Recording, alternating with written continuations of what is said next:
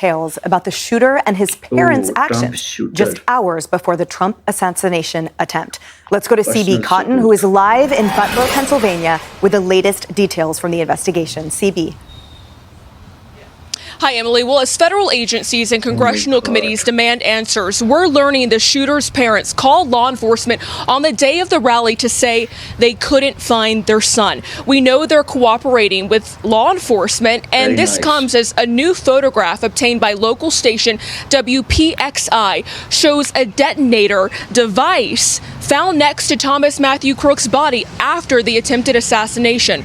Crooks had explosives inside his car, found parked near the rally, and bomb-making materials inside his home. The alarming photo raises questions about whether Crooks had other plans as he opened fire. Less than 200 yards away from the rally stage, while positioned on a rooftop, which the Secret Service says was within the perimeter delegated to local law enforcement. A federal source told me there was a local law enforcement presence inside the building the shooter was on top of, echoing what the Secret Service director stated during an ABC News interview. But now there are conflicting reports from local media who cite sources that say local officers were only positioned inside a nearby building. We know from federal sources Crooks was spotted acting suspicious before the rally, and several photos, including this one, were captured and exchanged among officers during about a 30-minute window before the gunfire.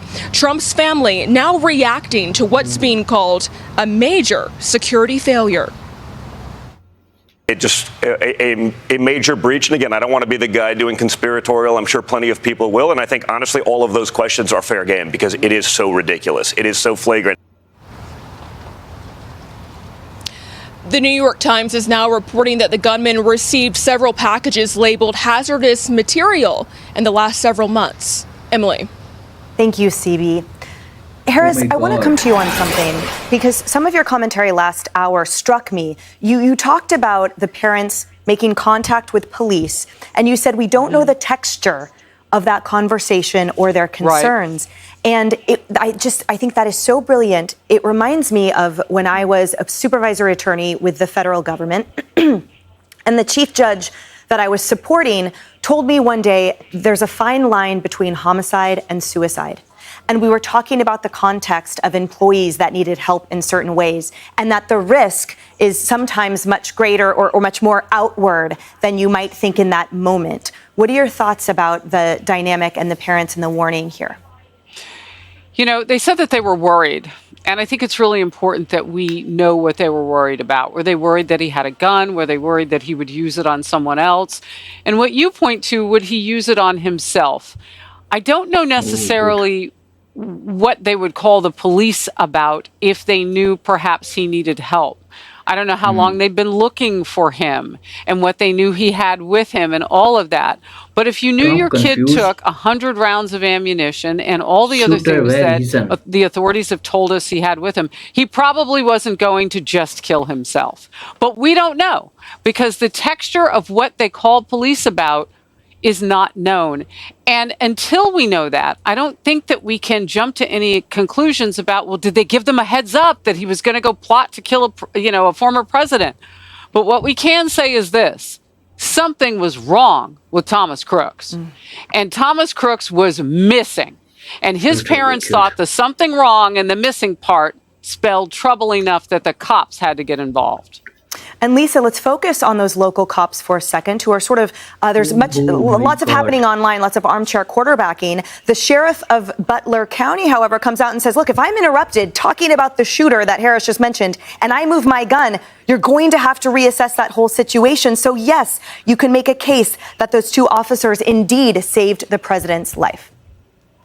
Well, I think we've heard of a lot of excuses.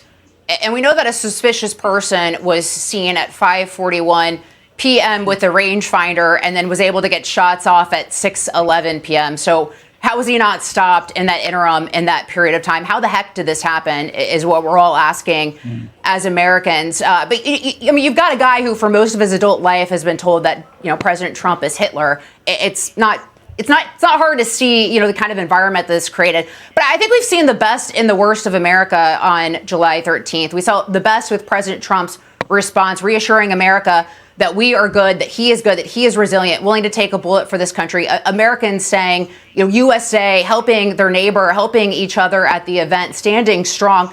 And the worst is government incompetence. This environment now where government doesn't seem to function. The Secret Service was outsmarted by a 20-year-old on a slanted slope roof.